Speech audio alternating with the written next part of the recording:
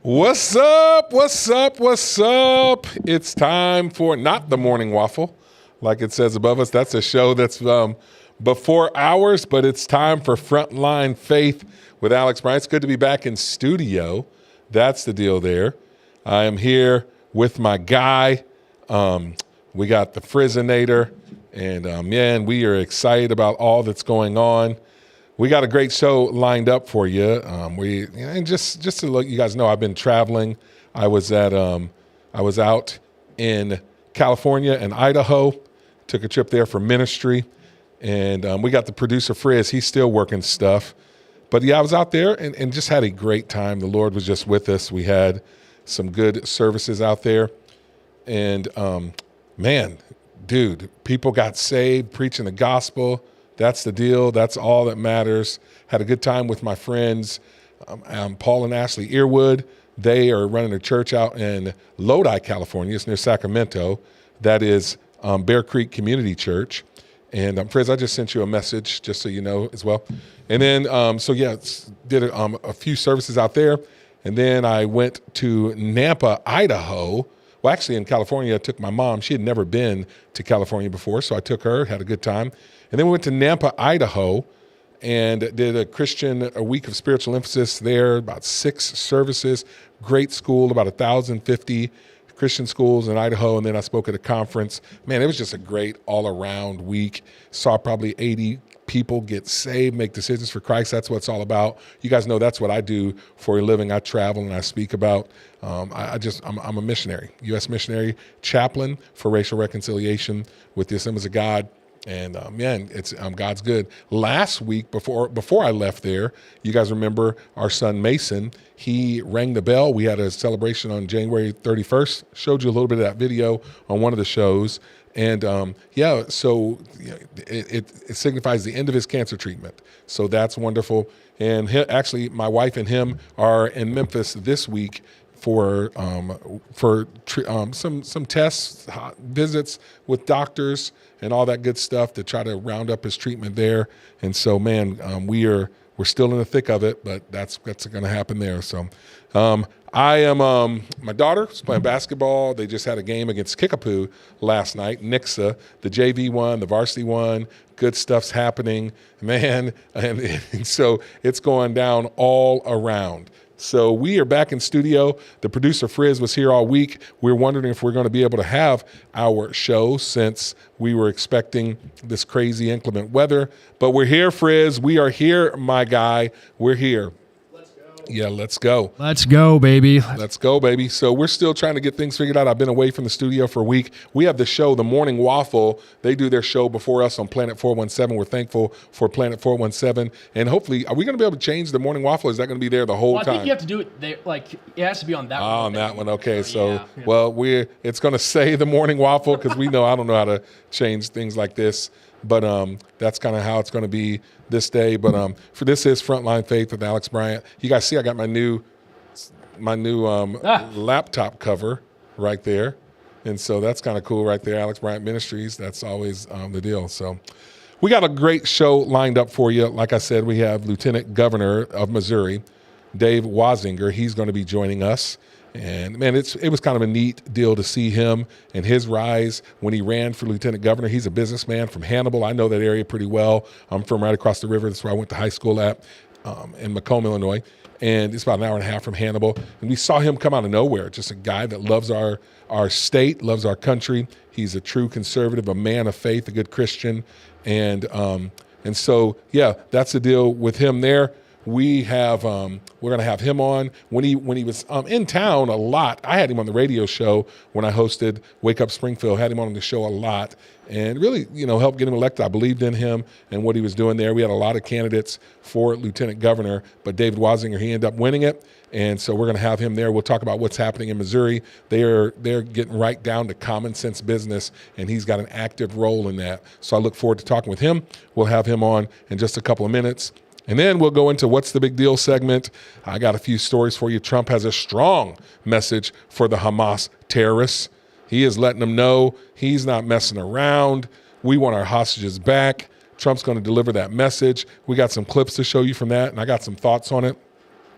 And then what's the big deal? AOC, she is out there. You guys know Alexandria Ocasio-Cortez. She's got a message about, or for us Christians, on religion. And I'm going to play you a little clip. I might just pause and play that and give you some comments on it. And so that's going to be the What's the Big Deal segment. And then we'll get our top stories of the day. I got 3 of them. My opening segment, I will have a guest. I've gone to their church in St. Louis a couple of times.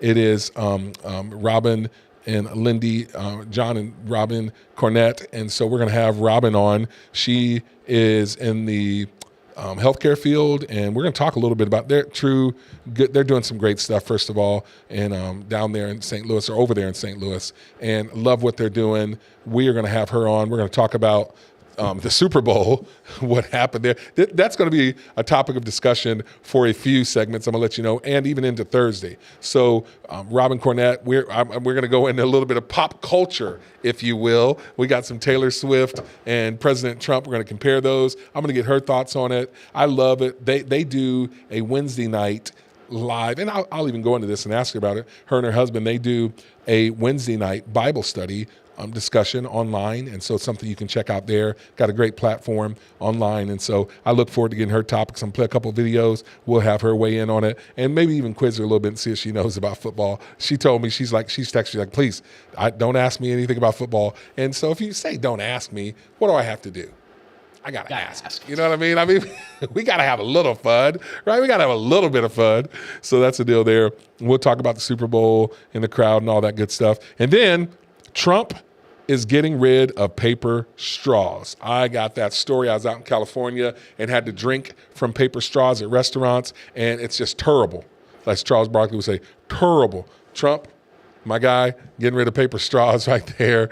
And so that's the deal there. He signed an executive order, and I'll give you some thoughts on that. Will Scharf, I was texting him this morning, so it's kind of cool there to know that we have a guy like in the White House right there. And then Mayor Adams in New York would talk about the charges that's being brought up against him. And then we'll end it with an interesting interview. I'm going to bring in one of my good buddies, Derrick McBride. I have him on my normal podcast quite a few times, quite often, on The Way We See It. And we're going to talk a little bit. And so that's going to kind of be the deal there. So that's a little bit of our show. Interesting stuff that people are talking about on X. I always love to go to X. People always ask me, hey, where do you get your information? Where do you get your news and all that good stuff? A lot of it, obviously, I'll go to the news sites, Fox News. I go to CNN. I know a lot of you guys don't like to watch it. My mom doesn't like it when I have CNN on her house. But let me just give you this before I forget. Today at noon, I will be over talking to the Greene County Republican women at Golden Corral on Kansas Expressway. I believe that's where it's at. So if you're in the area and you're a Republican woman, I will be speaking there. I'm the keynote speaker at the Golden Corral over there at on North Kansas Expressway. And I got a message for us. And so that's going to be a good time, such a time as this. And so I'll give you some of my thoughts on that. When I was running for Congress, I loved going over there with the Republican women, the Greene County Republican women, all the Republican women from all over our area, because they really truly are they're the backbone. I mean, they are doing it. A lot of them behind the scenes. Some of them are obviously in front of the scenes. We got very many capable women in our in the Republican Party, but a lot of them are behind the scenes. They're doing some good stuff. My mom's going to be there. If you've never met Barbara Houston, you'll be able to meet her today at noon. I'll be speaking over there. But so when you talk about the things that people are looking at and watching on Twitter, the things that are trending, those are areas that we always got to talk to. Again, it's on X. I wish that it was called Twitter. Can we bring it back? Elon, can we bring it back? It's all I'm asking you. But when you're looking at the things that are trending, that's stuff that people are talking about. And I always think it's funny because it moves from time to time. They're talking this morning about the new Secretary of Defense, Pete Hegseth. You guys know who that is. He's been confirmed. The confirmation hearings are still going on. They got all kinds of talk about that. And it's always interesting to know what people are talking about. Now, I travel as well, and I talk to people face-to-face a lot. I'm on the road 40 weekends out of the year, so people always say, well, you don't know what you're talking about. I'm not trying to brag or anything, but I'm around. I mean, I get around. Inner cities, I'm there. St. Louis, Chicago, Kansas City. Rural areas, I'm there. Iowa, South Dakota, Idaho. Doesn't get any more rural than Idaho. I was literally out there eating potatoes fresh from the is it the garden or the farm? Yeah, I mean fresh from the farm, not processed to a store. But I mean, I get around, I see what's going on, I talk to people. And then also I have about 50,000 Facebook friends who love to weigh in on things. I love to get people's feedback. I want to get people talking. That's one of the things that I feel called to do. I want us, we the American people, to have conversations. I want them to be respectful. You can disagree with me, but we can do it respectfully. I don't ever want to lose friends. I don't want you to lose any friends by what we believe and what we share. We have to, as humans, as individuals, develop thicker skin to where we can interact and talk with people that we disagree with and still stay cordial. We let our emotions drive us too much, and it leads us to where we come to these binary choices.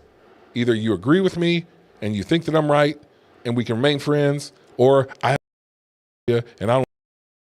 That's absolutely ridiculous. We don't need that type of people.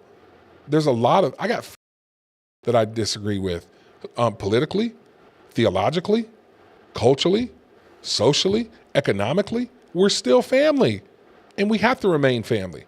And really, the Bible says iron sharpens iron. So one person sharpens the soul of another. If you think about the concept of iron sharpening iron, that's literally one strong force coming up against another, and they're sharpening each other. We have to be willing and able to take, give, and receive criticism, feedback, and everything in between. We have to be those people, because if we're not, that's where we're going to be in trouble at. So yeah, that's the deal there, and we got to do it. So let me just make sure. I'm going to take a little break from this. Frizz, I just want to make sure, did you get in touch with the So I've sent an email twice now to his representative, so it's on their end right now. Okay, I'm gonna send you. This is the crazy thing about doing a live show. I'm gonna send you his contact, because they text it to him so they can make sure. Well, now, because I don't know if they're getting the email or not, but we want to make sure that we get Lieutenant Governor Wasinger on. We've been connecting with his people, and we definitely want to make sure that he's going to be coming on. And so that's the beauty of doing a live show. I often wonder how people do this when they're like Jason Whitlock. I like to watch his podcast, and he does it live. And sometimes I guess they got people in the ear. If we were a little bit rich, we'd have like in-ears. We'd have another producer giving me stuff. I got people texting me things about my sign, the morning waffle, saying this and that. I know people. It's the Frizzinator and I. We're in the studio. We're nobody else. We're trying to get her done. And so that's the deal there. But so yeah, we got kind of going back to this. We should be able to disagree with people and still remain cordial. There's a lot of good stuff going on in our country. I do believe fundamentally, I'd like to give people the benefit of the doubt. When you look at someone like a Pete Hegseth, the Secretary of Defense, who again is trending on X, the guy loves our country. Some people think that he's not qualified. Some people think that he is. I got a surrogate son who's in the military, and they say that people are excited. He's out at Fort Irwin out in California, and he says that people are excited about the new Secretary of Defense coming on. That's a good thing, because they say he's of the rank and file. He's not one of the bureaucrats. When you think about the ideology of what we are literally what we're coming up against, some people believe that our country was headed in the wrong direction ideologically. With you see all this DEI and the woke stuff that's coming on, and that's stuff that gets personal to people because it's like we take it to our beliefs, our religious beliefs, our ideology, our core values, and we hold those things personal. And it's sometimes hard to not take it personal when we feel like people are challenging or attacking our core values, our ideology. People just have different beliefs, and we have to be okay with that. We can't let our emotions paint us into pictures or boxes where if you disagree with me, then I can't be friends with you. I got to cancel you. I got to tear you down. Talk about what you believe. Argue it, if you will. Some people don't like arguing. Some people are like, well, I don't like this arguing thing. It just is what it is. I mean, we have to be okay. Like we have to, strife and conflict's not a bad thing. How we go about it, that's what matters. And so we have to be people that are willing to have these tough conversations, to disagree, to do it cordially, and still be okay with that. That is one thing that as Americans, we have to be okay with. So, yeah. I'm going to see here. I want to kind of give the Lieutenant Governor ample time, but I want to make sure also that that we have him on there.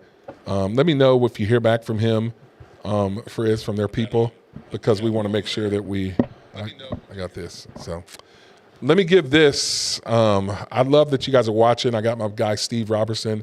He's watching, and that's a good deal. He says that he's from Hannibal area, and he says that Dave, that's our Lieutenant Governor, and his brother went to his high school, and he knows him. So that's kind of cool. He said I think he graduated with Steve Robertson's sister. Steve Robertson used to be one of our, or really my first youth pastor growing up. So that's the deal there.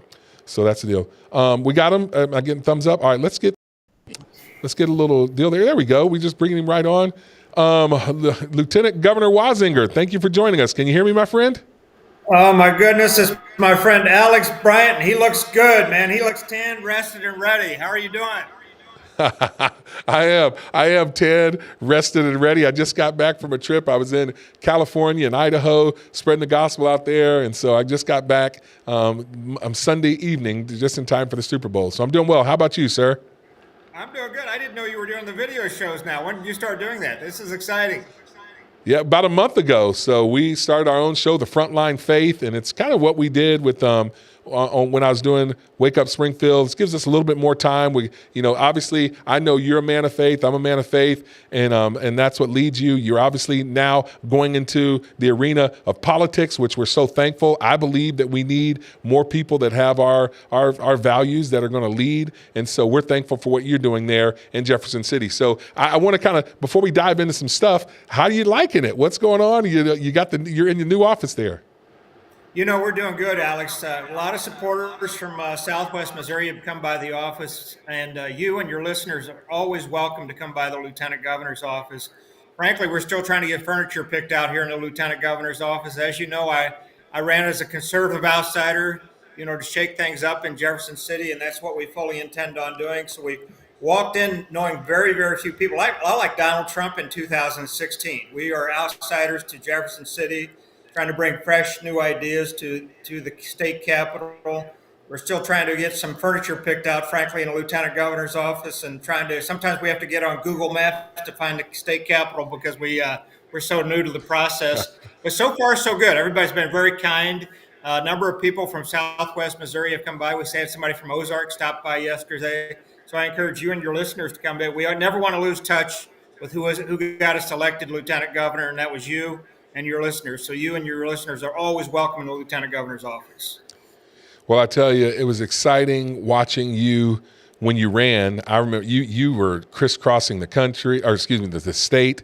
And every time you came, you're like, hey, I'm going to this coffee house. I'm going over here to Scramblers. I'm going to Jim's Egg. Love to have you come and talk to me. And you literally were a man of the people. Is that kind of how you intend on running your office there as Lieutenant Governor? Absolutely. We have a new policy director, Chris Walker, who's with me right now. He and I are just right now planning on getting our schedule together and begin going around the state. So we'll be in Southwest Missouri. I think we're going to Fort Leonard Wood and doing a tour there next week. We were telling a story about Scramblers Restaurant and the veterans for some older women making quilts for veterans down at Scramblers Restaurant. We went down there and intend on reaching out to them, reaching out to Missourians throughout the state, including Southwest Missouri. So we intend on getting back on the road and staying in touch with your listeners and Missourians and hearing what their concerns are. So now that you're in the office and you've won the election and you did a great job, your campaign was run very well. You've been inaugurated. You guys had your inauguration, I think about a month ago almost. What's been one of the biggest surprises that you've seen now that you've stepped into public service? One of the biggest surprises is just how much the Lieutenant Governor's office does. We have a lot of. I'm president of the Missouri Senate.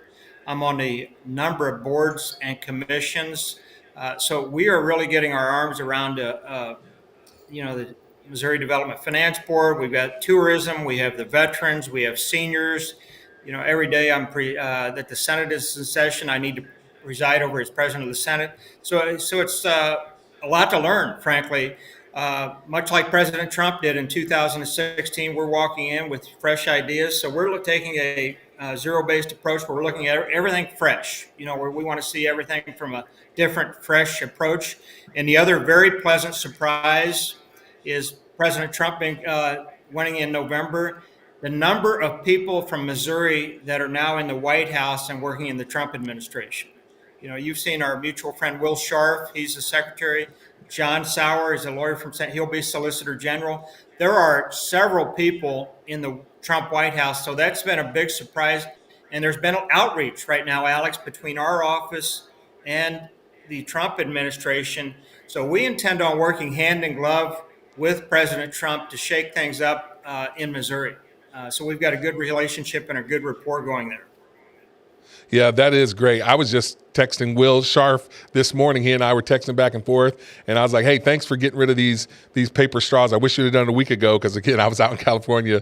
But I want to dive into this because, looking at some of the things that you're diving into, I love, and I follow you on X, on Twitter. Everyone should. You have said many times, hey, we're coming back to common sense. I think one of the things that you guys started tackling is something that Trump is tackling, which is ridding Missouri of these crazy DEI initiatives. How deep was that embedded in Missouri? And what are you doing to make sure that we aren't being led by these DEI policies? Alex, it is really embedded in every aspect of state and federal government. Over the last 10 years, what I deem kind of be cultural Marxism, these DEI principles have embedded.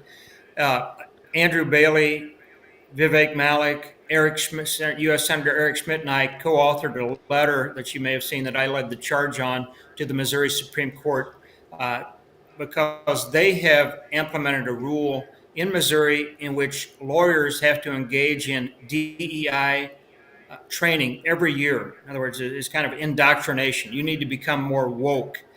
And the Missouri Supreme Court has mandated that lawyers engage in this type of training.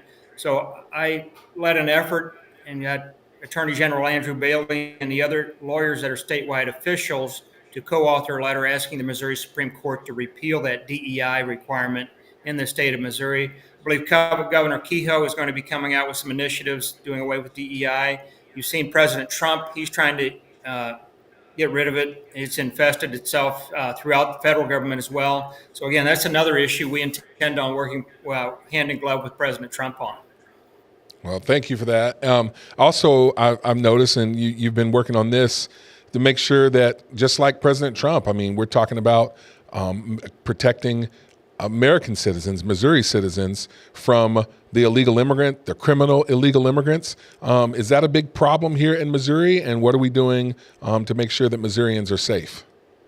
It's a huge problem in Missouri, Alex. It's a huge problem throughout the country, and including Missouri. As we said during the campaign, every state is a border state. And if you look back, every statewide candidate, including me, that was one of the biggest issues is immigration, illegal immigration. Every candidate ran on that. We cannot forget that was the number one concern of Missourians and Americans.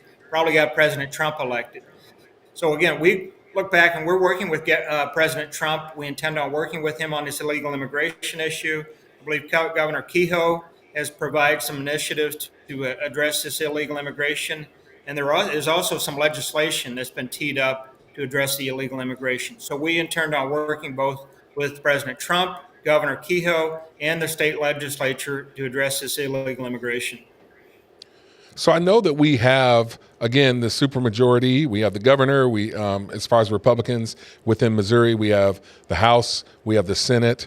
And you know, you guys and the governor and the lieutenant governor can do so much just with your own leadership, but we got to get the Senate and the House approved. You kind of help oversee that with in case of ties and so on and so forth. Do you envision seeing our Senate? I mean, this is what Missourians want to know. Are we going to be more unified than in sessions past? That's one of the biggest things that we want to know. Well, one of the reasons I ran for office, I recall, Alex, was this dysfunction in the Missouri Senate, and we're just not getting these big conservative principles across the finish line in Missouri. You know, you see Tennessee, Florida, Arkansas, even they're just getting these big conservative principles across the finish line. It just has not happened in Missouri.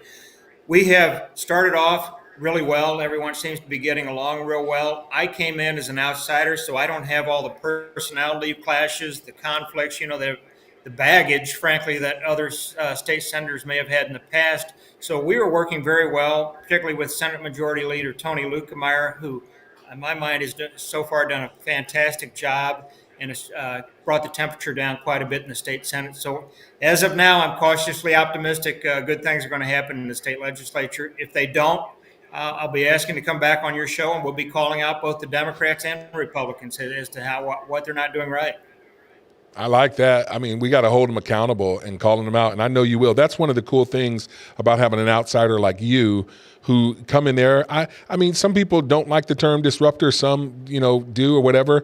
I mean, I don't care what the term is. I just like that you're a common sense person. You're not a career politician. You're a businessman who knows what it's like to build a business, to sign the front and the back of a check. You have our values, and you're willing to go and serve. And I heard you talk about that over and over on the campaign trail. Talk to us. And I mean, I want our people to know and hear what your thoughts are on you going to serve versus just try to be served. I mean, talk on that a little bit. Yeah, absolutely. It's been, I was just telling the staff this the other day, frankly, I am now an employee of the state of Missouri as Lieutenant Governor. It's been years, maybe a couple of decades since I've signed the back of a paycheck. I'm not used to signing the front of a paycheck. So I had to ask the staff, how does this work in terms of finding out how, withhold? Because I'm used to, being signing the front of a paycheck. I know where Missourians' hard-earned tax dollars are being spent. I realize, how difficult it is to run a business. And what I told the staff just this morning is we're starting to go through the budget. The litmus test we're having is if this item's being spent, would an iron worker in Bonne Terre, Missouri want his tax dollars being spent on this particular item? And if the answer is no, we need to step back and evaluate whether or not that item should be spent by the state of Missouri. So you don't want a hardworking iron worker in Bonne Terre, Missouri, his tax dollars being frittered away. I think you're seeing that on the federal level, with Elon Musk and Trump and this DOGE effort. If we can implement similar policies in Missouri, I think Missourians would be delighted, and I think we can make a long ways toward putting dollars back in their pockets. Absolutely. We see Elon and President Trump getting a lot of pushback from Democrats. I don't see it so much from the Republicans, although, are some of them subversively, sabotaging? Do you anticipate that in Missouri? And to what extent do you anticipate seeing like a Doge-like caucus in Missouri? Because, we've had a lot of the COVID money that's kind of, bloated our budget a little bit. We need to get some cuts. I think, 8-9 billion over the next few years. I could be wrong on that number, but what do you anticipate here in Missouri? Yeah, the senator from Southwest Missouri, Brad Hudson, who he's leading an effort on the DOGE effort. And frankly, I just literally just this morning, we got in real early and started going through this budget. And what I mentioned to the staff is when we start pushing back and say, hey, an iron worker from Bonne Terre, Missouri is not going to want to have his money spent on, this particular project, and you start cutting back the budget, that's when they start attacking you, Alex, because the pigs at the trough, the lobbyists, the special interest, you begin disrupting, their gravy train. That's when I'm going to need you and your listeners back in terms of fighting for me, fighting for Missourians. As Elon Musk and Donald Trump are being, they will have a lot of arrows fought, frankly, by both Republicans and Democrats. We anticipate also having negative stories, hit pieces ran against them. So we would appreciate your and your listeners' support when that happens. Well, we thank you for that. And Lieutenant Governor Wasinger, I'm going to get you out on just this one more time. We thank you for your time, but I got to take you a little bit lighter.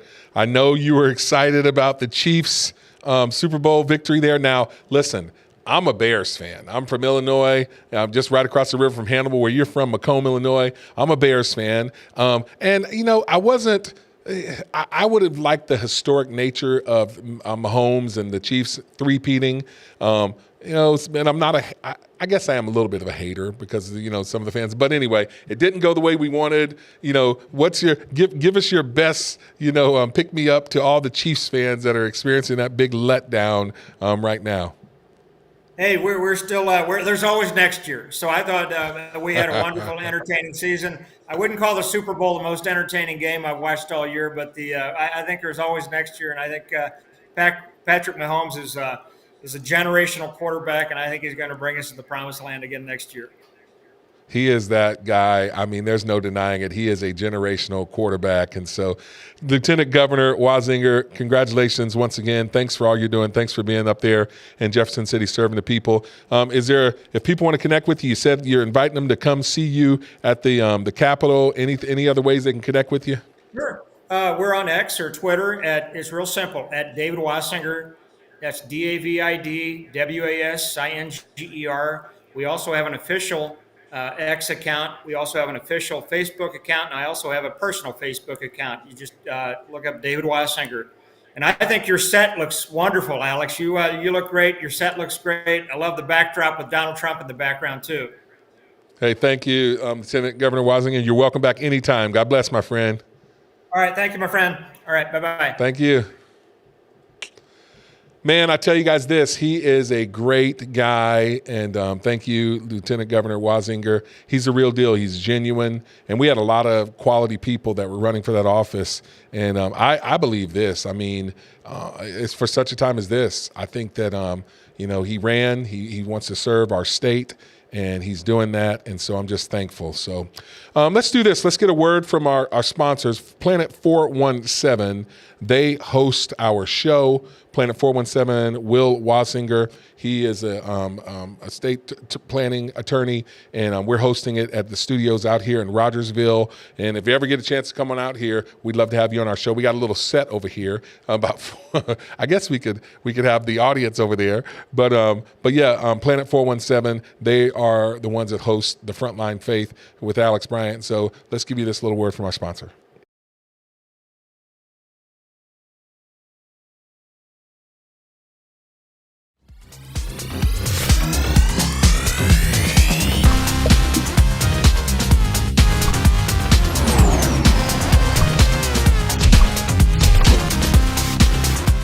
What's the big deal? Opening news story.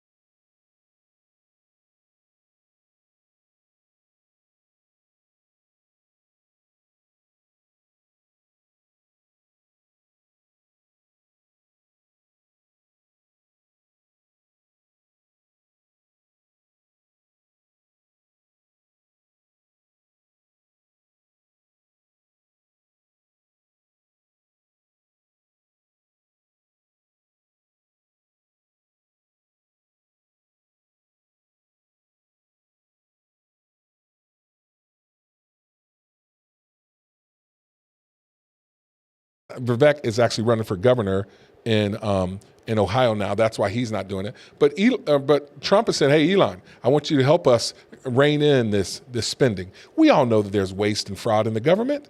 Everybody knows that. It's been going on. I remember it when I was a kid. I remember them talking about how come a hammer in the government costs $300? Well, it's because they hide money. And, now we see it with Doge coming out. And okay, listen, I tried not, and I'm not trying to make fun of people, okay? But I bring up the things that we post on Facebook, on social media, because we're expressing what we believe and what we think. I don't want to make fun of people for expressing that. Every now and then, I don't want to be mean-spirited, okay? But here's the reality. There are too many good people, conservative people, Christian people, who are diving into the weeds on some aid programs being cut. I'm just going to say it like that. I've had so many conversations over the last week, people sending me messages, people calling me, people Facebook messaging me. I'm getting Facebook video messages. What do you think about they're cutting this program? I got people that work for the government, people that work for these government agencies, people that are working for a lot of these entities that are non-government agencies, NGOs that are being cut. People that work for the in the schools, because just like literally overnight, the last 24 hours, Trump's like, hey, we're cutting almost $1 billion out of education. I'm on the Nixa school board. I mean, all of our kids are in school. We don't want to see proper funding being cut. But the reality is this: there's so much waste, there's so much fraud, and there's so much abuse that it is going to be difficult to figure out what's what. Let's just call it what it is. It's going to be difficult to figure it out. I shared this analogy once before. I'm going to share it again. When it comes time to, if you're in debt and you're living on credit cards and your personal finances, sooner or later you got to realize this isn't wise, this isn't good, and you got to start cutting something.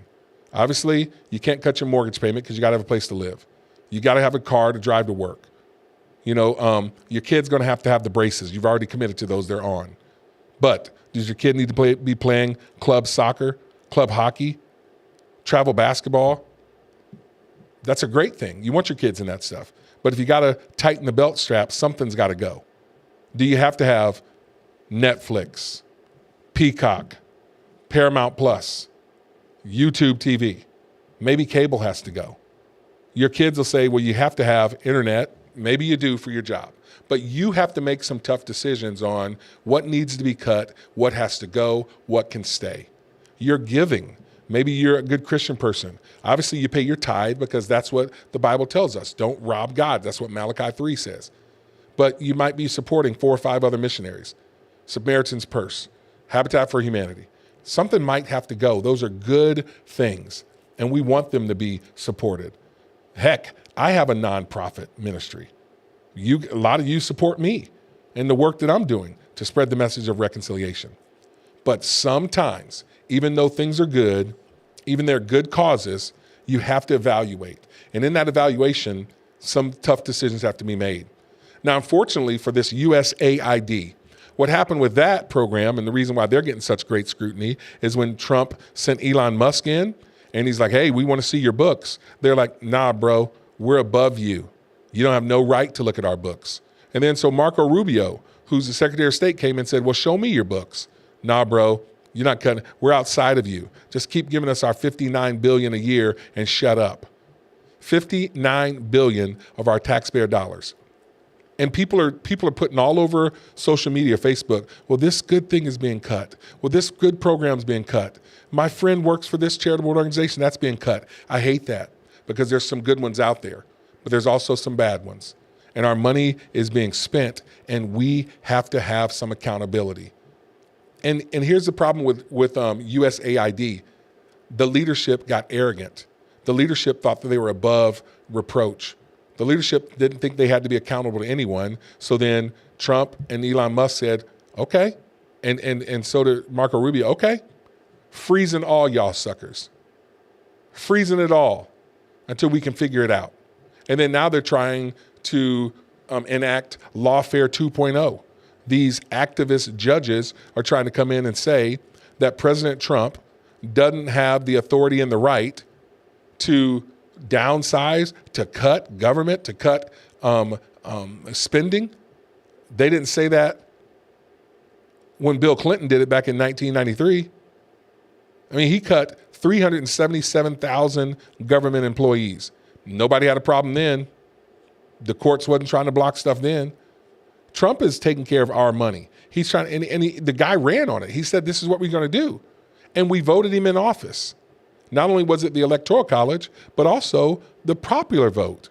People want government accountability. People want government efficiency.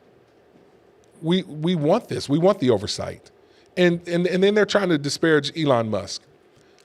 Would you rather have a billionaire who's worth, last I heard, the dude's worth like $415 billion. That's a lot of money. Why does Elon Musk need your social security number? I mean, I don't understand that. Like, what's he going to do, get a credit card in your name? Like, really? This dude's got rid of his houses because he's just like, I just want to go to Mars. He's a savant. The guy is like a genius and probably on the spectrum somewhere. He doesn't need your money. He doesn't need your social security number. The guy's driven. He wants deregulation because, like, for all the businesses and the ideas that he has that he wants to start, he wants the government out of his way because he's all about capitalism. The guy started PayPal. He thinks on a different level. He looks at it and goes, wait a minute, people aren't carrying cash in their wallets anymore. And, you know, banking's kind of old and antiquated. Why do you have to wait 3 or 4 days for your money? Let's create something new. So the guy invents PayPal. You use it to this day, sells it. And then he's like, you know what? Like cars, you know, if they say that the planet is, you know, being, you know, hurt by the fuel and oil and stuff, let's invent something new. So he invents Tesla, the electric cars, invents it. And then he's like, you know what? We can use artificial intelligence to do some good in the world. And so he starts this artificial intelligence companies. They started it as a nonprofit. Stop and think about that. If Elon's so big about money, why would he start as a nonprofit? It's because they know that entity is bigger than just themselves. No one can control that, and they know it's going to be given away. Well, then some other people, his partners, come in and say, no, we want to monetize this. We want some money like you, Elon. And then so they take it for profit, and then they're competing with China, and you know they don't want regulation over here, but China's, you know, some people are trying to regulate us, China's not. And so Elon's smart enough to know what's going on here. And then he sees that our free speech is under attack. So he's like, you know what? I guess I got enough money in my wallet right now to buy Twitter, $39 billion. And so he buys it, and he makes it a free speech zone again, because we saw how they had gotten rid of Trump on Twitter. They're like cutting people, but yet they let Hamas and the terrorists have their Twitter accounts. Here's another thing people say. I had someone ask me, well, how come Trump has basically his net worth has doubled now that he's back out of office? Do you know why? Stop and think about it. First of all, when Trump was saying how rich he was, the media is like, he's not really a billionaire. He's lying. He's lying. And then it comes out, oh, he is a billionaire. My bad. You know, and then so then they kick him off of Twitter, and Trump has enough cachet. Trump had enough just intelligence, if you will, and influence, juice, moxie to say, you kick me off, I'm going to start my own social media company. So he did. Truth Social. The company went public, and it is worth Trump $3 billion, like instantly. This guy is in the public sphere. He's not selling us out like Joe Biden was. That's how Trump's still making money. So their intent, Trump, Elon Musk, and a lot of other people are intent on cleaning up the government. They want to cut employees, which we know we need to. Only 6% of the workforce was going to work. They want to cut employees. They want to cut efficiency. They want to cut the fraud, the waste, the abuse. And Washington, D.C. doesn't like it. Democrats do not like it. They are pushing hard, and they're fighting hard. And here's the thing. They're using a lot of you to do their bidding. They're using a lot of you to fight, to cry, to whine, to now they're saying obstruct. Don't be a pawn in that. Everyone knows that we need to cut spending in our government. Everyone knows it. If you pay taxes, you know it. The process is not going to be fun for anyone. It's going to stink. It's going to be difficult, but we got to trust the process. Trump was voted in office. Get out of the way and let him do what he does. Don't be used as a pawn. That would be my advice to all of you. So that's one thing that's a big deal. Here's another one. Trump has a message, a strong message for Hamas terrorists. Remember, October 7th, 2023, the terrorists came into Israel, killed 1,400 people, and took about 250 hostages back. They still have 73 hostages that are alive, and Trump is saying we want them all back. He's given a release date. Check this video out right here. Well, I would say this, and I'm going to let that because that's Israel's decision, but as far as I'm concerned, if all of the hostages aren't returned by Saturday at 12 o'clock, I think it's an appropriate time. I would say cancel it and all bets are off and let hell break out. I'd say they ought to be returned by 12 o'clock on Saturday, and if they're not returned, all of them, not in drips and drabs, not 2 and 1 and 3 and 4 and 2. Saturday at 12 o'clock, and after that, I would say all hell is going to break out. I mean, that's a leader, people. First of all, whether you like him or not, that's a leader. You clearly articulate what's going on. You give a clear timeline for compliance.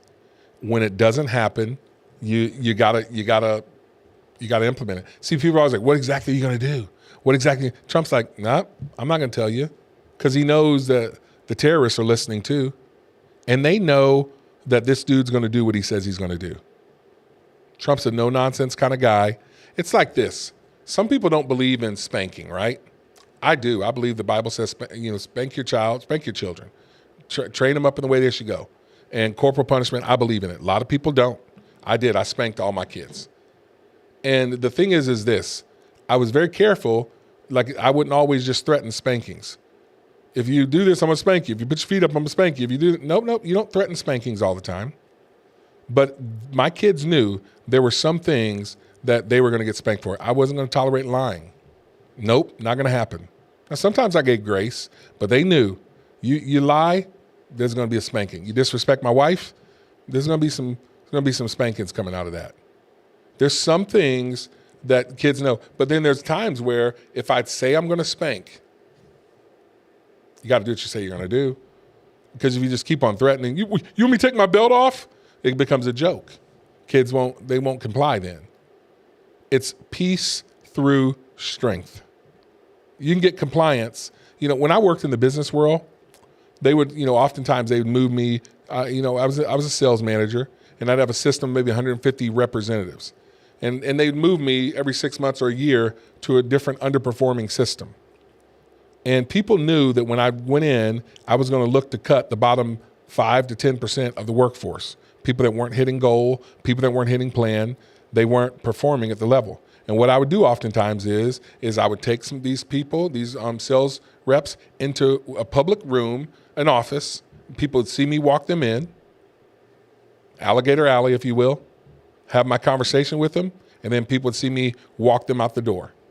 And other people would go, "Oh, he's firing people." He says, I didn't have to tell them. Nobody was being fired because that would be violation of HR. I would walk them into alligator alley. We'd have a 10, 15-minute meeting, and I would walk them out the door. People would say, "What happened to Dave?" Dave's no longer with the company. And you know what would happen? Productivity would go, bing, it would skyrocket because people knew what I was all about. And I was straightforward with it. I was fair, but I was tough. And productivity would increase.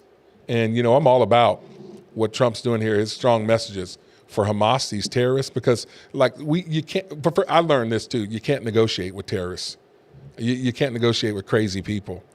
When I pastored in St. Louis, we had a guy come one time and pull a gun on me and my team. Well, actually he brandished it. He had it in his pocket here. He didn't pull it out like this, but he brandished it. and let it be known, I got a gun and I'll shoot you guys. And it was because someone cut in front of the food line, in front of his mom in the food line, the free food pantry. She was getting free food. Someone cut in front of her in the line. She felt disrespected, called her crazy son up, and he comes up threatening to shoot people. You can't reason with crazy. Me and my team, we're seeing the guy. We tried to de-escalate the situation, but we got close enough to where we're ready to pounce on this sucker. You can't negotiate with crazy. He ended up running off, and thankfully no one was hurt. But crazy people are going to do what crazy people are doing. And so now President Trump is saying to the terrorists, noon on Saturday, all of our hostages back. This is after Hamas, they've released a couple of our hostages, and then we released like hundreds of their Palestinian prisoners. We had a deal for them to release more, but they're accusing Israel of violating the terms by delaying the entry of medicine and supplies into Gaza. And so they're saying, oh, now that you guys are, delaying our medicine and our supplies, we're not going to release the hostages. They're playing games. And so Trump's meeting with the King of Jordan to discuss this issue, and he's also meeting with the King of Jordan to discuss a possible rebuild of Gaza. It's been decimated. The Israelites have been bombing them, like with thousands of missiles and airstrikes. So buildings and schools and mosques and grocery stores and infrastructure has been decimated. It's going to have to be rebuilt. And so Trump has a plan to relocate the Palestinian people to other countries, rebuild Gaza, and then try to make it kind of like the Riviera of Gaza. And so he's asked the question, well, are you going to give it back to the Gaza people? He's like, no, I'm not promising that. We got to make some money. You got to pay for this thing. And so Trump is being smart. He's trying to work a deal with that. And of course, and obviously people are taking note because the King of Jordan wants in on the action. They're meeting with Trump to figure out, how can we do this? It's good stuff right there. Trump's just got ideas and people are willing to listen to it. Smart people, rich people, they're willing to listen to the brother's ideas. All right, here's another thing. What's the big deal segment? AOC, Alexandria Ocasio-Cortez. She had some thoughts this past weekend, and it's so silly. I'm going to play it, and then I want you to be ready. Can you pause and play it once? You can do that? All right, so just be ready for me to say pause because I want to comment on this at some point through. So go ahead and play this.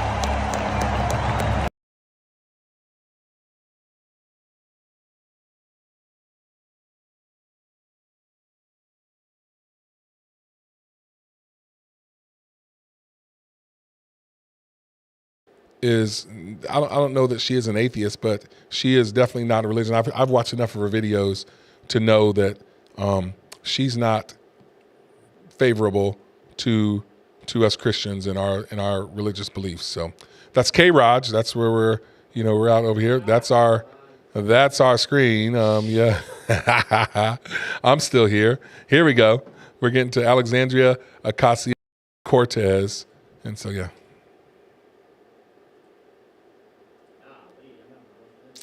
In the long history of this country of using scripture and weaponizing and abusing scripture to justify bigotry. White supremacists have done it. Those who justified slavery did it. Those who fought against integration did it. And we're seeing it today. And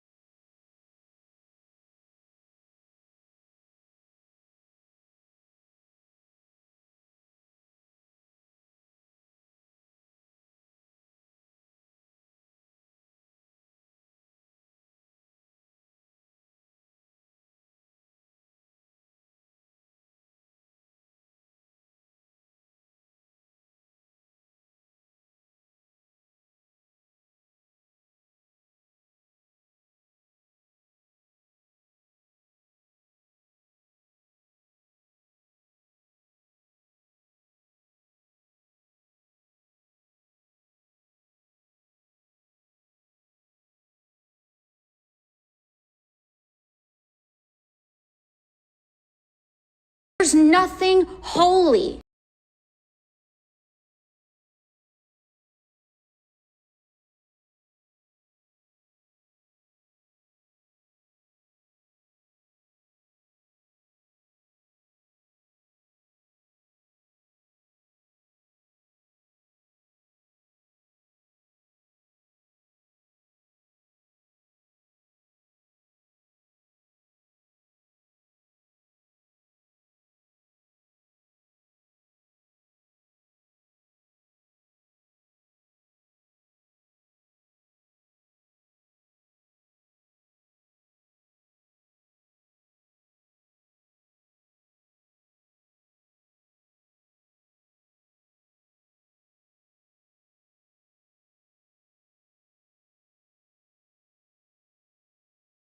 Along with her, and she's, it's like that saying, just a spoon full of sugar makes the medicine go down. Well, you know what? Just a little bit of truth makes crazy ideology, a lie, easier to accept. She comes up, she quotes scripture. Well, it's easier for a camel to go through the eye of a needle than for a rich man to go. See, because her worldview is that the rich, conservative, white elites, you all, because you're rich, you're conservative, you're white, they consider you elite, you're ruining the country because you're not fair, you're not equitable, and you want white supremacy to continue. And you want to, you want to really enslave, that's the word. You want to oppress people that look like me, black and brown people. That's their worldview, that's their narrative. And a lot of times they get these young people to go along with it because young people are impressionable. And it sounds good. It sounds just a little bit of their truth. You're like, yeah, well, the Bible says something about the rich going through the eye of a needle. Yeah, but they're using it out of context, and she's using it for her to prove her political point or to try to prove her political point. It's dangerous. And this is where AOC, that's where she does. And so you can't give quarter to that. Not at all. Not at all. And we got to watch out for that. That's why it's important for us to be, especially for you conservative people that are Christians, we got to be reading the Bible. I read it every day. I got a Bible reading group on Facebook through our ministry, Alex Bryant Ministries. We're reading through the Bible this year. We just literally finished the book of Exodus, and we read into Leviticus chapter 1 today.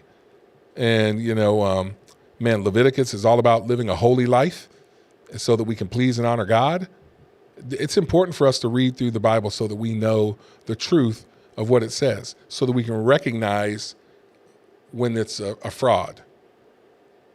That's what we have to, that's the thing. We got to read the Bible so that we know when something's counterfeit. And AOC is pitching some counterfeit stuff. It's dangerous. It's very dangerous. So, hey, that's the deal there. What's the big deal?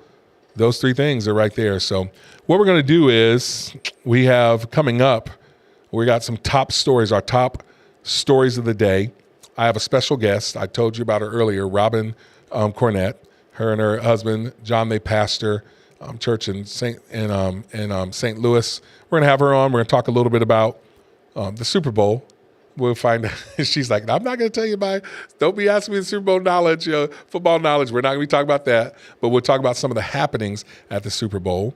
And then a couple other top stories that we are watching. Trump, and he's talking about these plastic straws or paper straws, bringing back plastic. And then Mayor Adams. And then I'll talk with our buddy Derrick McBride. We will dive into the Super Bowl, the halftime show, the game, what the halftime show means. That's all coming up next right here on Frontline Faith. Stick around.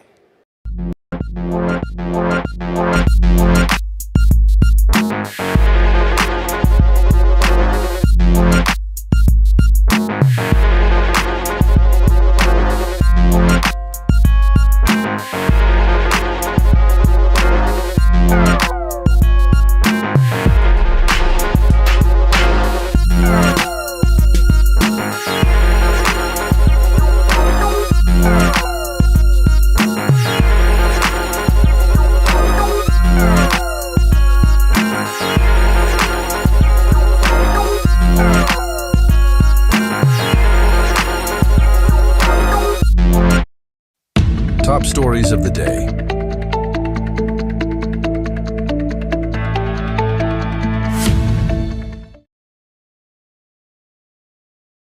Another guest over here, Robin Cornett, her and her husband, pastor in St. Louis, right outside St. Charles area. They do a Wednesday night Bible study. I always enjoy watching. I've been at their church several times. Robin, thank you for joining us on Frontline Faith with Alex Bryant. Thank you for inviting me, Alex. This is fun. All right, so you are in the medical industry. You have been for a couple decades. Tell us about that. Yes. So I've been a nurse for 30 years. I actually went to Evangel for pre-nursing back in 1991, and then I transferred to ORU to get my bachelor's degree, and I've been a nurse ever since, but I have mainly worked in hospice almost all of those years and in hospice leadership for about, maybe the last 28 or so years. So end of life, pretty much my whole career. Yeah. That's awesome. Thank you. Not Thank what you I for expected, but that's what God had.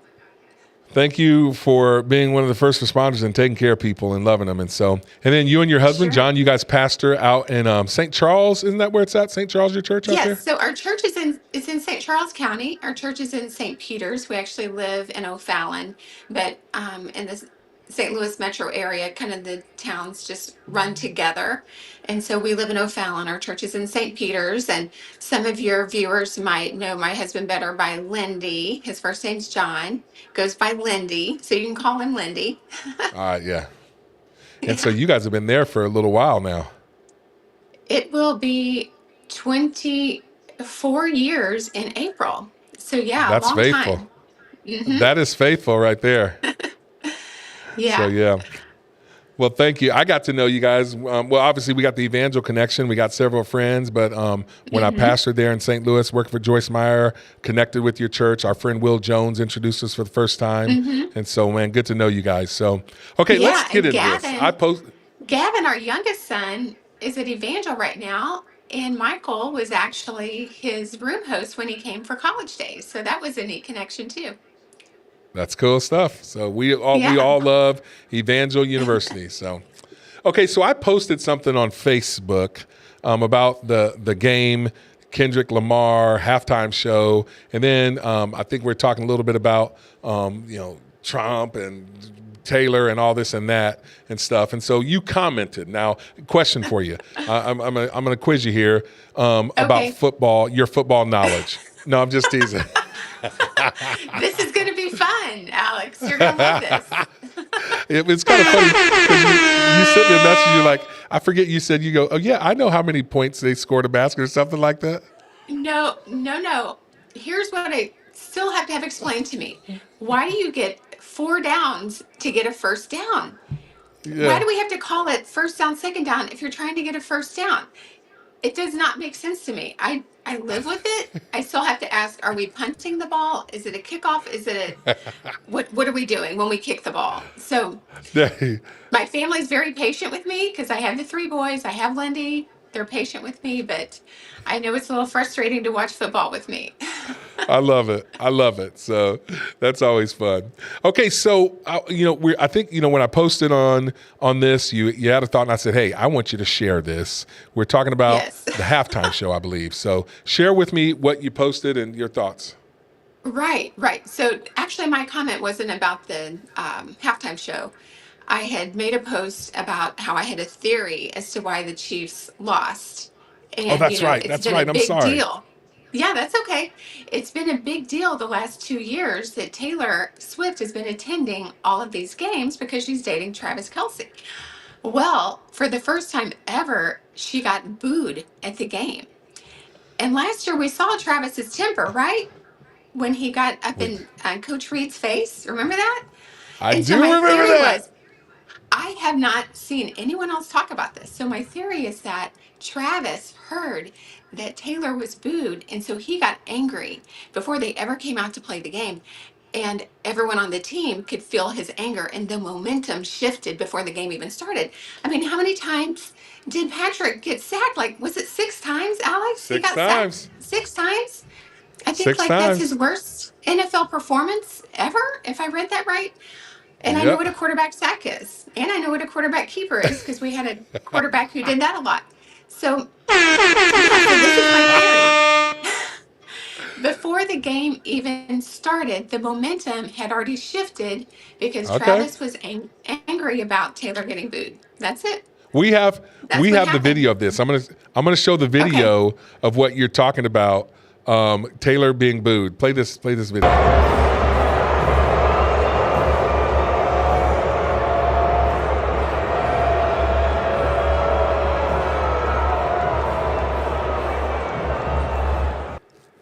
Wow. You could see those eyes. They said she wasn't ready for that. She's like, are they Right. booing Yeah. me? And, I mean, I would feel sorry for anyone who was booed for any reason. But this is what I think happened, Alex. I think Travis That's a got good angry. theory. I I mean, think it is. he had a This has terrible legs, game. Alex. You should check it out. I love that. I love that theory. And I apologize for messing up, but you posted that. Wait, Frizz is ready to say something over Say, should we get Shad McGuire in on this as well? He's our big conspiracy theorist as well. He's like one of our biggest conspiracy theories. But I mean, I wonder how we can confirm this though, Miss Robin, because I mean, you could be onto something. She got booed. Word probably got down to him. He may have seen it on the Jumbotron, seen her get booed, might have. got in his head, and he's like, what? He did not have a good game. He looked serious. He didn't look like he was having fun. So now let me ask you this. Sticking with this conspiracy theory, there was thoughts that Travis, if they won, he was going to get down on the knee and propose. Exactly. Did you hear that? Yes. And that was part of my theory too, that this messed up the whole proposal, if that was really going to happen. So where are you? Are you like are you team Travis and Taylor or no or what? Yes or no or what? I really don't care, honestly. Yeah. I wish they both find Jesus. I'll say that. That's for sure. That's absolutely for sure. That's a good theory. We'll never know, but maybe he'll come out and maybe he'll say it. But I do love that. I like it that you posted that. It's a lot of fun. You guys do Facebook well. You and your husband. You guys are on it. You guys are engaging. You have fun. But I also want to say this. You guys do a Wednesday night Bible study. You guys have been doing that since COVID. Is that right or no? Yeah, actually, we're coming up on 5 years, and we do Wednesday. It's called Wednesday Night Love instead of Wednesday Night Live, and it's on my husband's Facebook page, but I share it to my Facebook page, and it's amazing. We travel across the country, and people that we don't even know, not strangers in the airport, but people that we haven't ever met before that are acquaintances of ours will say, "Hey, we watch you guys every Wednesday night." And I've had a lot of unchurched people who watch, and I have friends from work who watch, and it's a great thing. I love it. And I love this broadcast too, Alex. You're a step Thank you. above on the Facebook Live broadcast. This is awesome. No, well, you guys are doing great work there. You guys keep it up there in St. Louis. Go Cardinals. And Lindy. I didn't know it was John, but Lindy and Robin Cornett, you guys are tearing it up out there in West St. Louis. And thank you for your thoughts. Again, you're fun, you're engaging, and you guys are doing that, but yet you're speaking the truth. Wednesday Night Love. I encourage you guys, check it out. You can go to their Facebook and watch it and engage with it. If you don't have a Wednesday night church you're going to, you will love their program. So Miss Robin, thank you for joining us on Frontline Faith. All right. I hope you learned something, Alex, about football today. Let's go with that, okay? Okay. All right, God bless you. Thanks. Have a good day. All right. Thanks, Alex. I love it. Okay, so we saw Taylor Swift. That was interesting. She did get booed. And, Robin Cornett said that probably got to Travis. Now, interesting enough, someone else, and he may be in the screen with me right now, didn't get booed. Let's show this video of him entering the Super Bowl stadium.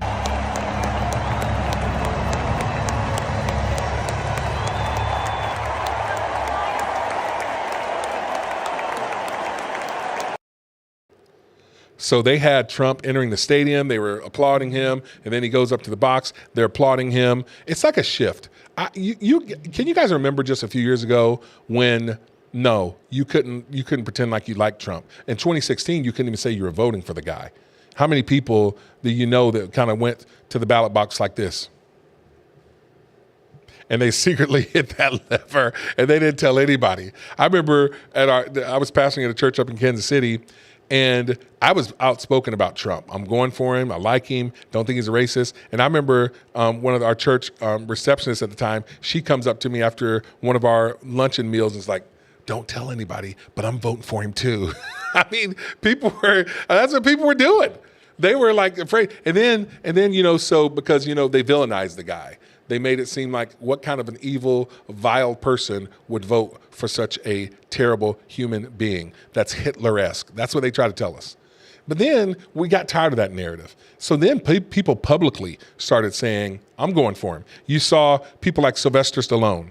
I mean, he was like, I like Trump. I'd liked him for a while, I mean? I don't know why I was in the closet of Trumpster, Adrian! I love Sylvester Stallone, by the way. That's my guy. Great actor. He wrote Rocky, Academy Award winner, Sylvester Stallone, baby. So he's like out of the closet now. He's like, I like Trump. I don't care who knows. Hollywood Hulk Hogan. You better eat your vitamins, brother. I tell you this, brother. You got Hulk Hogan, and he even said, he's like, hey, listen, I was afraid to associate with the guy, but I'm done being afraid now. People are coming out of the woodworks, and now it's like okay to like Trump. It is what it is. You shouldn't be shy, afraid, quiet about it. I haven't been. People want to. I'm open about it now, and people are like, how can you like that guy? I'm like, how can you not? What is not to like about his policies? I'm not advocating everything the guy does. I love Walter Payton, greatest running back of all time. I can't advocate everything he did. Martin Luther King Jr. led us to the civil rights movement. You can't justify everything he did. We saw in the book that's come out in the files, cheated on his wife openly, chain smoker, pretty much an alcoholic. I don't advocate those things, but I'm thankful for him leading the civil rights movement. We got to stop getting to the point to where we're villainizing people because they're flawed, sinful humans. We all are. All of us are. And I'm thankful for God's grace. That's what Pete Hegseth said. He's flawed, but he's the man for the job.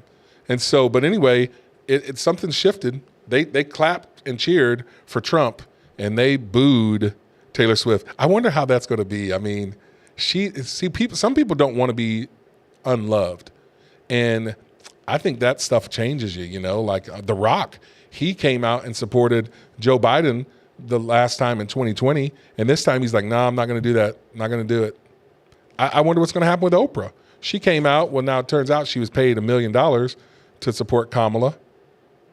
But I wonder what because when people start to hate on you, it changes you. Some people can't handle that. Some people can't take the negativity coming at them. Some people just don't like to not be liked, and that's a tough thing for them.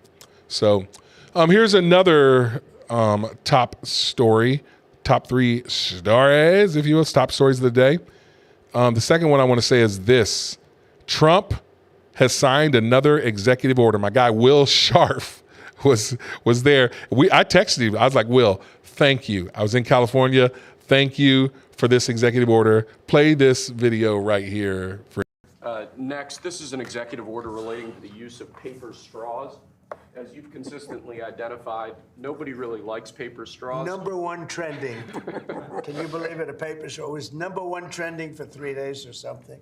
The environmental impact of plastic straws versus paper straws is entirely unclear. This has cost both the government and private industry an absolute ton of money and left consumers all over the country wildly dissatisfied with their straws. So we're asking aspects of the federal government, federal departments and agencies to look at their existing procurement processes, and we're asking your Domestic Policy Council to look holistically at this issue to address it, and it really is something that affects ordinary Americans in their everyday lives. We're going back to plastic straws. These things don't work. I've had them many times, and on occasion they break, they explode. If something's hot, they don't last very long, like a matter of minutes, sometimes a matter of seconds. It's a ridiculous situation. So we're going back to plastic straws. I think it's okay.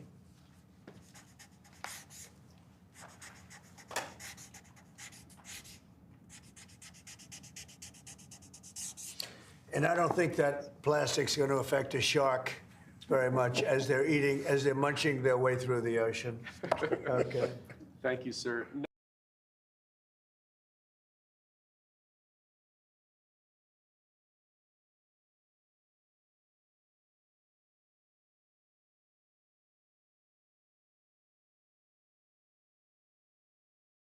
causes, and they're like, oh, well, we're killing the turtles, we're killing sharks or whatever. They're getting this stuff stuck in their belly, they're dying, and then they try to change what we're doing. It's terrible, these paper straws. And I think they're worse because they don't last the whole drink. And like Trump said, if you get a hot drink or coffee or whatever, they don't last. And so, people don't use them. Like I do believe in reducing, reusing, recycle. If I get a drink, I use my mug right here. I use this for about a week, and then all I put is water in this one.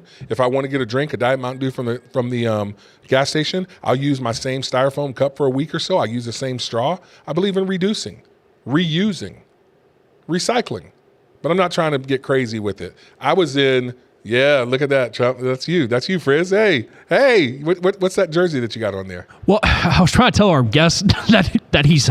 But we got him on without making me live. But yeah, right here I'm supporting. Well, if I can get my camera. Hockey? No, it's actually a hybrid. It is a hockey Cardinals. Okay, respect. That I got, funny enough, in St. Charles, which is where the county of our previous guest was at. Miss Robin Cornett. Okay, cool. Yes, indeed. I respect the Cardinals. You're trying to get me to like hockey by putting it in with my Cardinals. Exactly. I need a graphic designer to give me a logo of like the Blues logo with the Bears head in it. Would that get you into it? That would. I got to get on it. I ain't gonna lie to you. Okay, let me give you this. I was out in California, and I would go to a gas station, a 7-Eleven, and they didn't even have straws where their drinks were. I was like, hey, sir, am I missing something? He goes, oh, no, we have to put the straws up here because people have to ask for them. I go, why? Well, if the health inspector comes around, we'll get fined every time that a straw is over there by the drinks. So they can't proactively give them out. Absolutely ridiculous. They do some stupid stuff out there in California, crazy California, and yet people's homes burning down like left and right. Absolutely ridiculous. So, and then I think do we got D-Mac on the line, Derrick McBride? All right, I got one more. Tell D-Mac, if you can hear me, I got one more little mention I'm going to give. One of our top stories. The charges against Mayor Adams in New York have been dropped. Trump says he's a victim. So they got him for campaign fraud. And basically, when you're on a campaign and you have when you're taking frauds, one of the finance things, and I know this because I ran for Congress, you can't use or pay for first class flights. Like all of our congressmen, they can't fly first class. They fly business class if it's on our dime. That's just how it is. I've been on the flight. Congressman Burleson sitting next to him in business class. He can't be in first class. I'm a big dude. I'll be like, look, I'm flying first class. You know what I'm saying? My big booty can't be fitting in no coach or business class. I'm flying first class. You got a problem with it? And so Mayor Adams, he was doing this first class upgrades. And campaign finance charges, fraud, and they got him because he was speaking out against the handling of the illegal immigration crisis in the southern border. Went down there, and the Biden administration said, nah, bro, you got out of ranks. We're going to bring these charges against you. So Trump gave him a pardon. He says he was another victim of the weaponization of the justice system. And so that's the deal there. So let's do this. We got an interesting interview. We're going to get you to our sponsor, Planet 417, and then we'll be back with my friend, Derrick McBride. I call him D-Mac.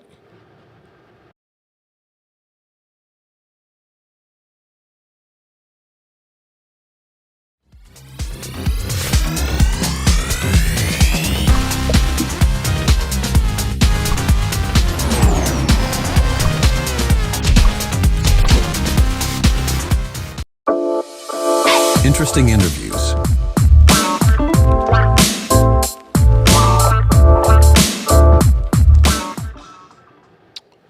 Welcome back to Frontline Faith with Alex Bryant. We have joining me is a good friend of mine. His name's Derrick McBride. He is an author. He's a speaker. He is a former football player at K-State, D1, and then he transferred to Evangel University. I think he got saved or something like that. But anyway, he's a good dude. He's one of my best friends.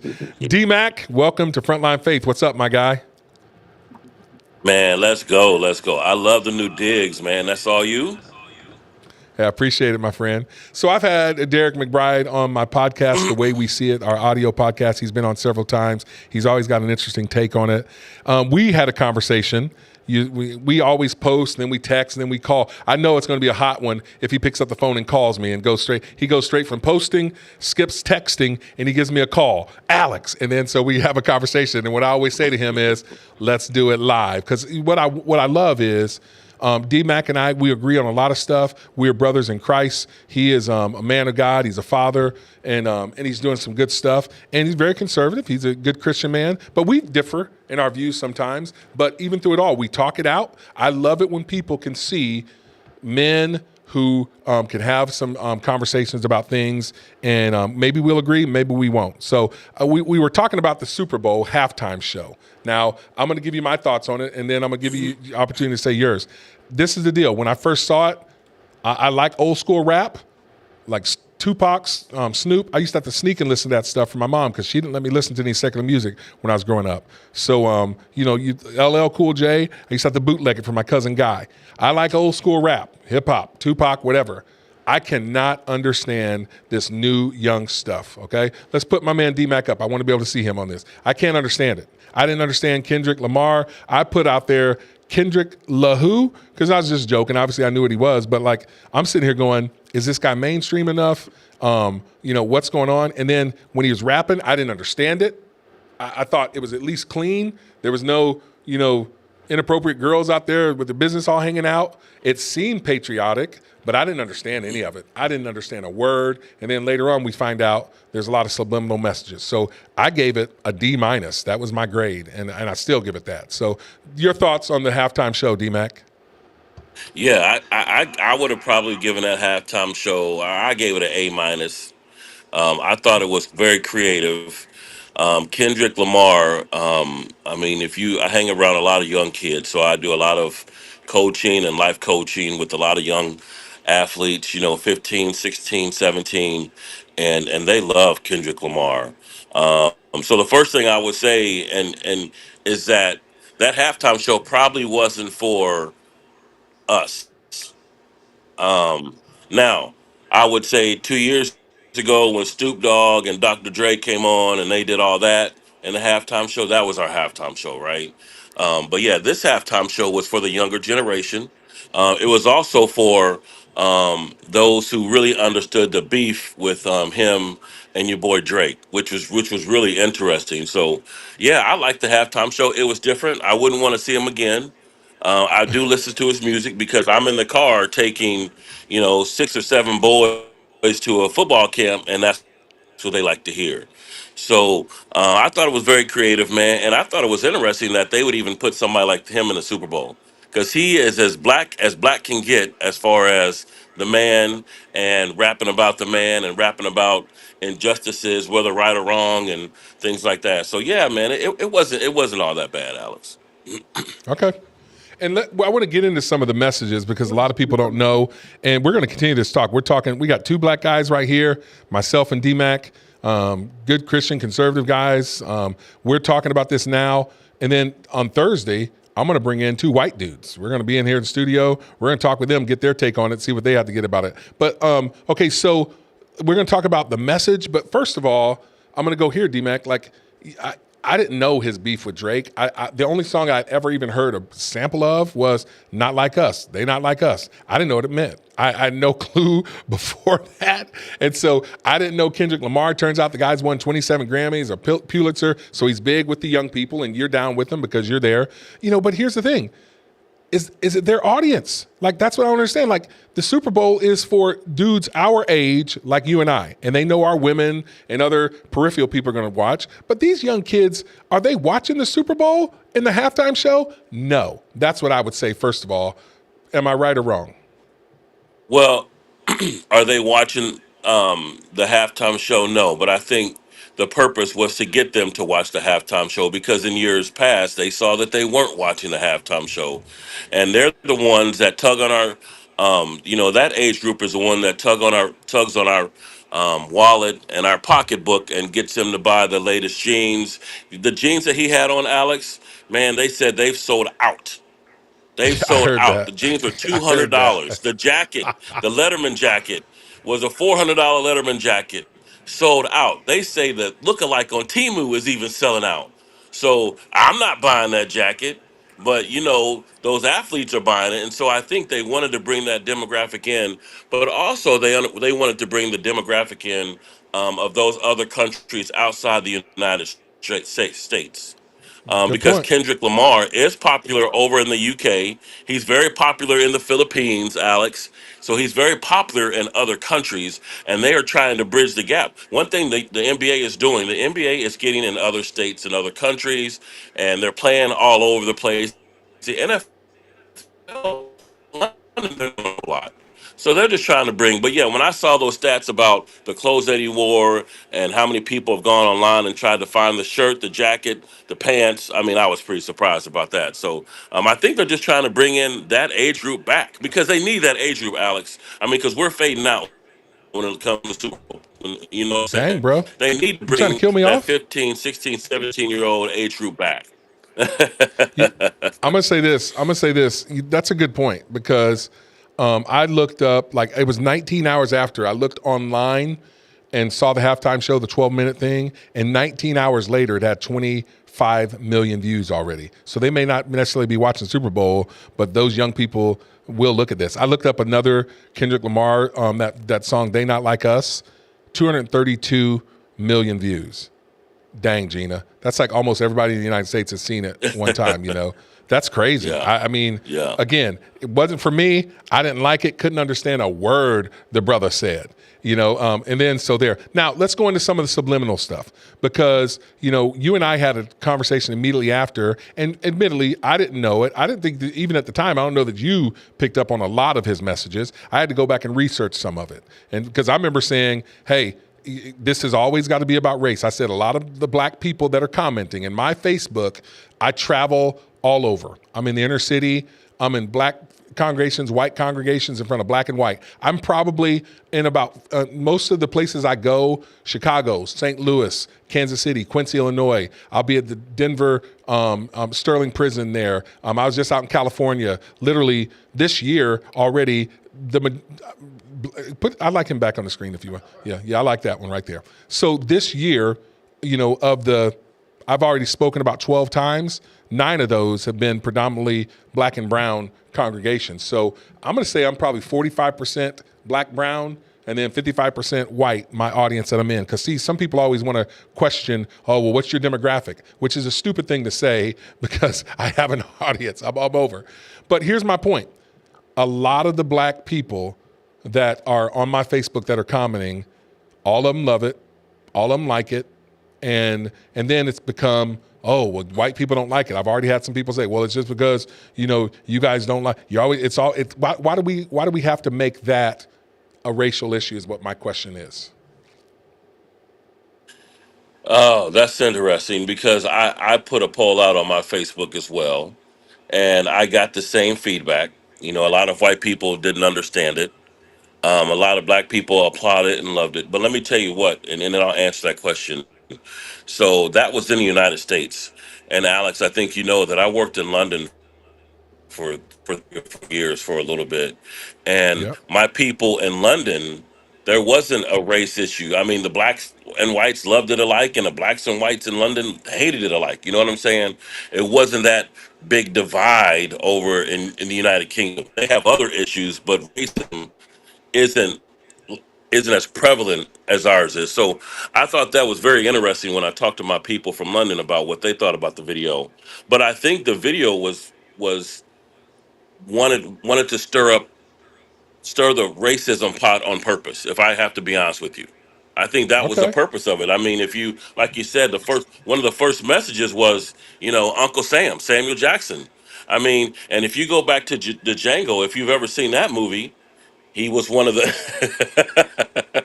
I hope your audience has seen Django, but if you look at that movie, you see how controversial his role in that movie, as how that he played. So, you know, one of the first subliminal messages was having Samuel Jackson there, playing Uncle Sam. So I think there were a lot of, but I do think it had several. I wouldn't say racial undertones. I just think it had racial tones.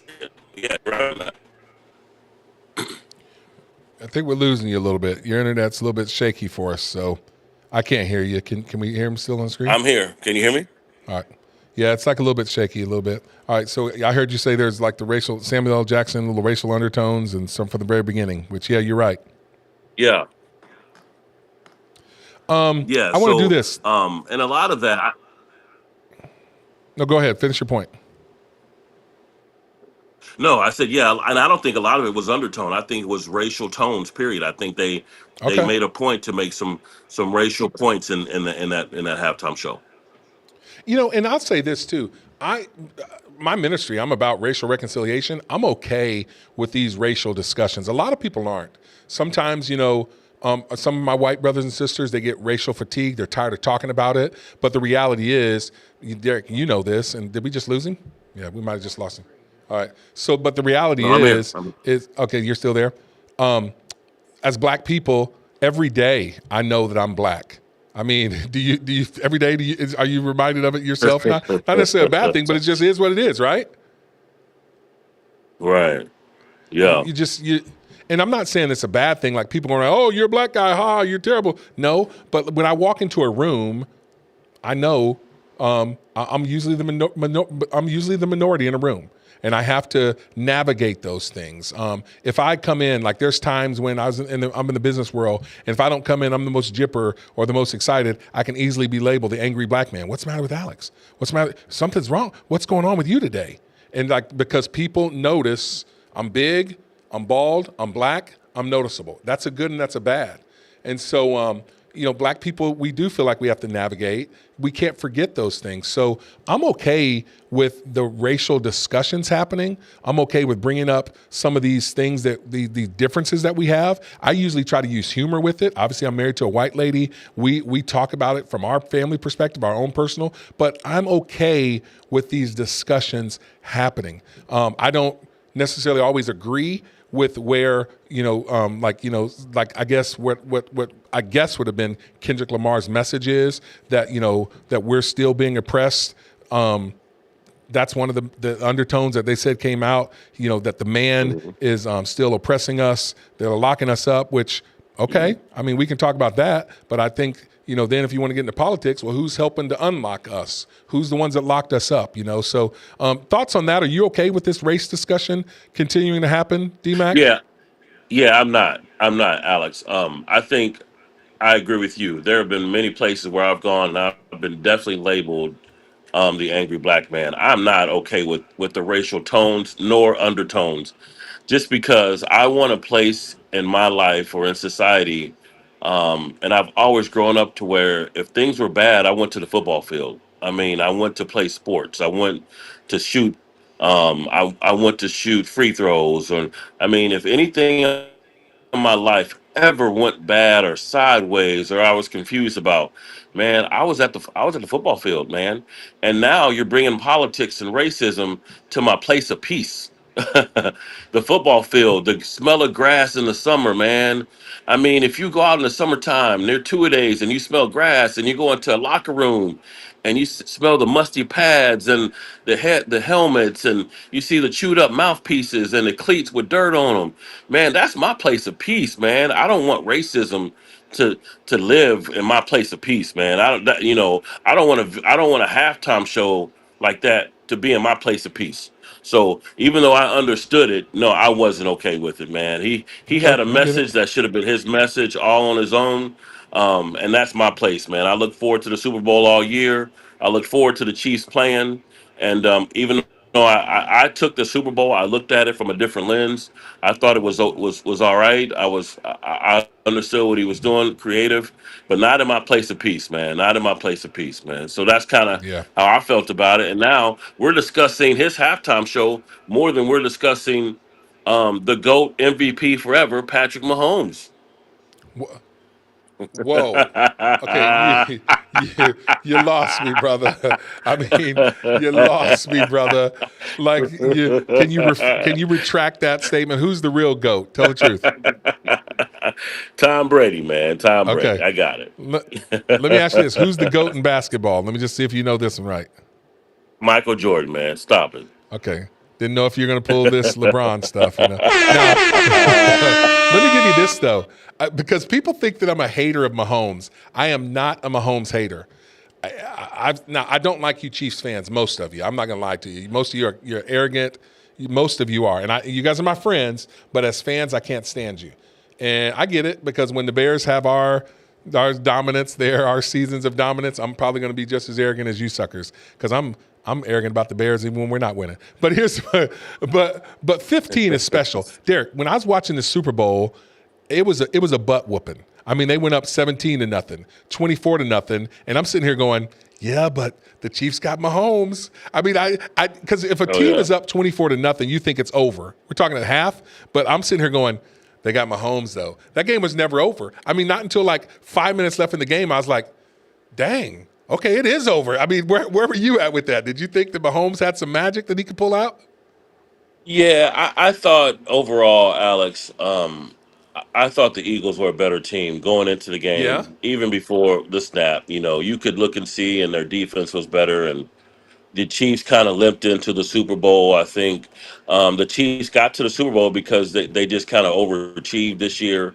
I didn't think they were good enough to win the Super Bowl, and you saw that played out. But you still saw that Patrick Mahomes was trying to put on that cape, and he went into the phone booth and tried to do some magic, man. But it just wasn't going to happen today. But that doesn't take away from how great he has been in the first couple, the first years of his for playing. I mean, he's one of the best to ever do it, man. He can retire tomorrow and he's in, right? Right. I mean, stop and think about that. In 7 years that he's a starter, he's been to the Super Bowl 5 times. That's all he knows is Super Bowls, Right. bro. I mean, that's unbelievable. And if he were to retire tomorrow in his short career, I have him third all time. I got Brady, I got Montana, and then I got Mahomes. If he were to retire right now. Now, I do think he's eventually going to pass Montana. If you go there one more time and win another one, you're passing Montana. It's going to take a few more to pass Brady, but that's where I have him. What about you? Yeah, I'm reluctant because he's still playing, so I want to give him, Okay. I want to give him the runway to do what he's got to do. Um, Yeah, he may not be as good as Montana now, but I think at the start of next season he's going to surpass Montana. And again, I mean, we're looking at regular season wins. He's one of the best. We're looking at playoff wins. He's one of the best. And he lost the Super Bowl, but we're looking at Super Bowls. He's one of the best. I mean, he's one of the best. And I Been think there if you 5 look at times. all three. Yeah, if you look at all three, three different segments of the season, your regular season, your playoffs, and going to the Super Bowl. I mean, who's done it better? Tom Brady? I mean, Yeah. you look at stats like that, man. But I think he's going to have a tough time next year because they're going to have to rehaul the team. From what I'm understanding, 23 players may be gone from that team. I know Travis Kelce's gone, You so think it's he's going to be gone? interesting to see how. I Wait, think he's you gone. think Kelsey's retiring? I think he's retiring. He had a tough year Wow. this year, man. He struggled this year. He struggled mightily this year, and I think Yeah. Taylor Swift is. I think Taylor Swift is going to pull him to the side and try to get her to. She's going to try to do the Super Bowl next year and state her message. But I think he's gone. Okay, let's talk about Jalen Hurts. What is it? What does that win say about him? Well, listen, Alex. If you watched the Super Bowl 2 years ago, when he was in the Super Bowl 2 years ago, he was the best player in that Super Bowl. He They just outballed didn't win it. Mahomes. And so I think, he had to overcome a coach who they thought were going to get fired after the fourth game of the season. They were trying to fire their head coach last year. Yeah. They won a couple Beginning of this games, got year. into a The groove. beginning of this year. Yes, yeah, they were trying to let him go.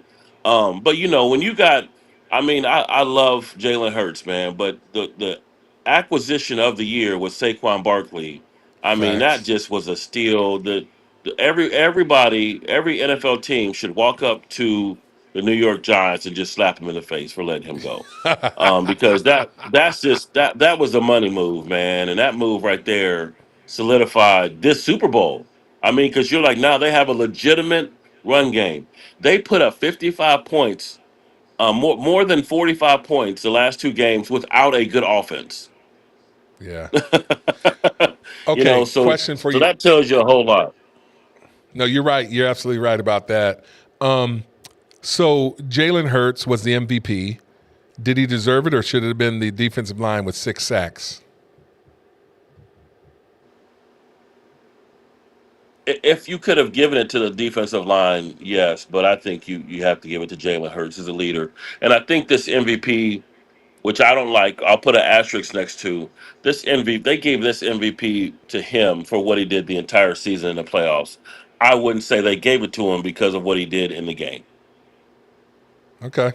So I Some mean, interesting I think stuff. that's just. But if you could have given it to all defensive, but you knew when they drafted 3 Georgia players and those dogs up front on defense years ago, you knew their defense was going to be solid. I mean, you just knew it because they were great in college. I mean, you look at that defensive line to get 6 sacks on Mahomes, on Superman, with no blitz. They had 0 blitzes that whole game. Their defensive line could be the best defensive line in football. Their offensive line averages 6'6", 338 pounds. The best and the biggest offensive line in football, the best running back in football, top 5 quarterback in football. Brown is their receiving core, unbelievable. And then they got a white cornerback, the only one. Hey, Frizz, this is you. Frizz, what do you think about that? A white quarterback, the only one in the NFL, gets a pick 6. The Eagles could be stacked, bro.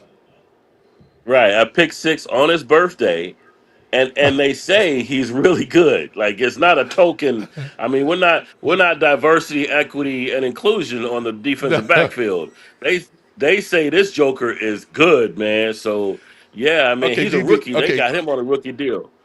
D-Mac, you play defensive back. How much swagger does this white DB have?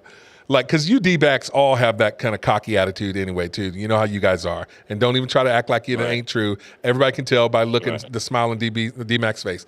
You D-backs, you're not the divas like wide receivers, but defensive backs, you guys think you're all that in a bag of chips. How much swagger does this white defensive back have with the brothers and the sisters? You know the black girls gotta like Alex, this white dude. Alex, he's invited to the cookout, man. He's invited to the cookout, man. We good to go, bro. You don't have to bring the potato salad, man. Just come. You don't have to bring the forks and napkins. Just come on, brother, man. You good to go. Hey, we're gonna leave it at that. My friend Derrick McBride. Hey, listen, I want to talk about this.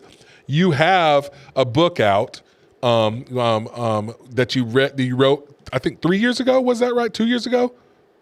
When did your first book come out? I have One Search for All, which has already come out. So that's I've sold about 7,000 copies, and I just finished my second one, and I'm going to go on tour with that probably the end of the year, and that's called "There's a Hole in My Sock and a Spoon in My Pocket." And basically, man, it's just I'm just sharing some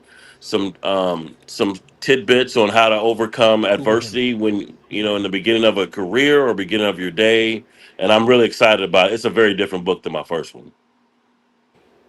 Man, that is awesome. Derrick McBride, his first book's a great book. I have it, One Search for All. Man, just a good story. That's a story about his grandfather, and just shares a little bit about that, some of the lessons he's learned. One Search for All. Where can people find your information? Where can they find your book if they want to get it? They can go to my website. It's DerrickSpeaks.com. DerrickSpeaks.com. DERRICK Speaks.com. One Search for All, his first book, great book. And then your second book, once again, tell us what the title is. And I think we were going to have it up, but we're having some computer problems with our search engine. So tell us what your second book is called. Yeah, again. No worries. There's a hole in my sock and a spoon in my pocket. And that's all on the website. I mean, how to book me. I do life coaching as well. I do motivational speaking. So how to book me, all my information of how to get me is on my website. There it is. Look at Frizz getting jiggy with it. One Search for All, Life, Liberty, Pursuit. It's a true story based on real events from his grandfather. And then his new book is coming out. You can go to DerrickSpeaks.com. So Derrick McBride, D-Mac, I love you, bro. Thanks for coming on Frontline Faith with Alex. We got to have you back again, my friend. Yes, sir. I love what you're doing, Alex, man. Appreciate you, man. God bless, my friend. Thanks. Well, there you go, friends. Man, we've talked about a lot today. We've shared a lot of it. This is that's all we got for you today. Frontline Faith with Alex Bryant. Man, if you like this, like, subscribe, and share. You can watch this Planet 417. People are always wondering. That's where you can always stream it from, planet417.com. That's our platform. If you want to see it on my Facebook, you can get it there. Our YouTube, you can go to Alex Bryant Ministries and check it out there, Frontline Faith. We got a Facebook group up there as well. But that's all we got. Until next time, I'm out. Word.